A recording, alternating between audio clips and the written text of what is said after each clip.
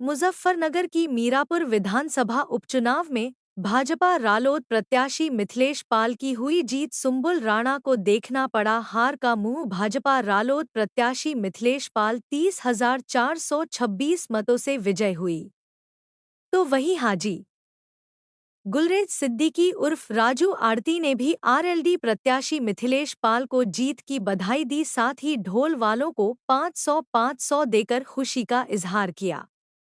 वहीं प्रदेश सचिव हाजी गुलरेज सिद्दीकी को चुनाव शह प्रभारी भी बनाया गया था, तो वहीं सपा प्रत्याशी हार का मुंह देखकर अपने घर को लौटी। भाजपा रालोद प्रत्याशी मिथिलेश पाल को बधाई देने के लिए मौके पर सहित उत्तर प्रदेश के कौशल विकास चुनाव जीत गए हैं, क्या मंत्री कपिल देव। देखिए, मैं धन्यवाद करना चाहूँगी अपने जिलाध्यक्ष आदरणीय जयंत चौधरी जी का कि उन्होंने एक पिछड़े समाज की महिलाओं को आगे बढ़ाने का काम किया है, मुझ में विश्वास दिखाया है। मैं धन्यवाद करना चाहूँगी अपने भारतीय जनता पार्टी के मुख्यमंत्री योगी आदित्यनाथ जी का कि उन्होंने भी महिलाओं का सम्मान किया है और उनको आगे बढ़ाने का काम किया है। और मैं धन्यवाद करना चाहूँगी अपने सभी कार्यकर्ताओं का। मैं धन्यवाद करना चाहूँगी दोनों पार्टी के शीर्ष नेताओं का कि सभी ने अपना चुनाव मानकर लड़वाया है और रात दिन मेहनत की है।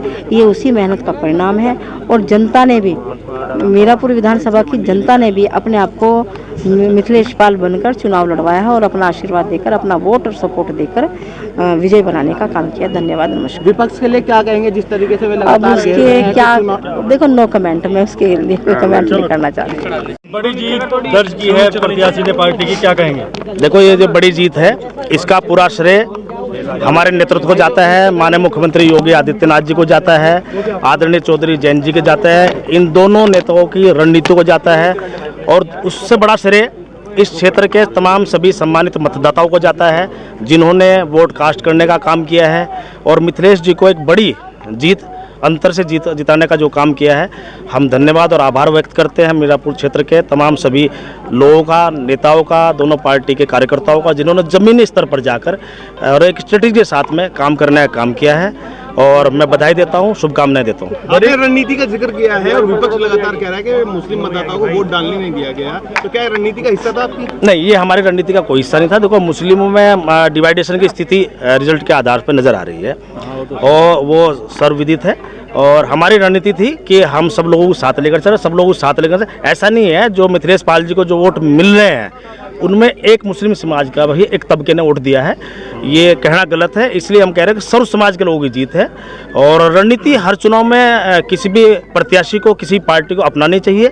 तो रणनीति का, बगैर रणनीति के आप कोई चुनाव नहीं जीत सकते, रणनीति अपनाई जाती है। इस विधानसभा में एक चीज देखने को मिली है कि बसपा का जो एक वोटर था दलित वोट, जिस पर भाजपा भी अपना हक जताती थी, वो कहीं ना कहीं असपा पे, आजाद समाज पार्टी में दिखाई दिया है। नहीं, आप ये देखो कि बहुजन समाज पार्टी जो 2007 में पूर्ण बहुमत के साथ में सत्ता में रही है, उनका मात्र एक एमएलए है और इस उपचुनाव में पहली बार वो उपचुनाव लड़े। इस उपचुनाव में उन्होंने मुंह की खाई है। ये सवाल सब नेतृत्व पर उठते हैं। उस जो वोट बैंक था, जो परंपरागत वोट था बहुजन समाज पार्टी का, जो माना जाता था, वो कुछ असपा के साथ गया है, लेकिन तादाद में वो राष्ट्रीय लोकदल के साथ भी गया है। ये भी बड़ी बात है। एनडीए के साथ भी गया है। उसने एनडीए की नीतियों पर, राष्ट्रीय लोकदल की नीतियों पर भी भरोसा जताया है। ये बड़ी बात है। हम आभार व्यक्त करते हैं क्योंकि उस वोट को एक कमिटेड वोट किसी पार्टी का माना जाता था।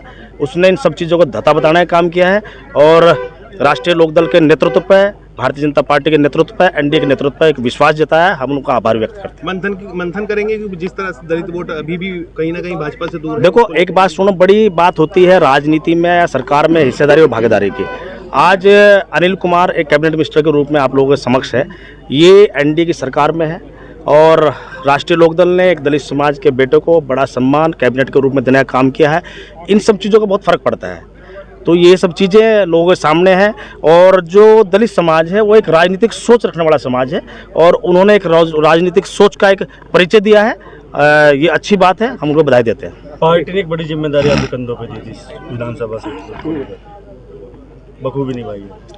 देखो, जिम्मेदारी जब भी कोई मिलती है उसको ईमानदारी निष्ठा से निभाना चाहिए और मेरे को जिम्मेदारी माननीय मुख्यमंत्री आदरणीय चौधरी जयंत जी ने दी थी और हमने सामूहिक रूप से उस जिम्मेदारी का कोई निर्णय किसी पे थोपा नहीं, सबसे सामूहिक रूप से बैठ के बात करके उस सामूहिक रूप से निर्णय करके एक स्ट्रेटेजी के साथ में हम लोग चुनाव लड़ने का काम किया है और सभी समाज के सहयोग से आज हम ये चुनाव जीत रहे हैं।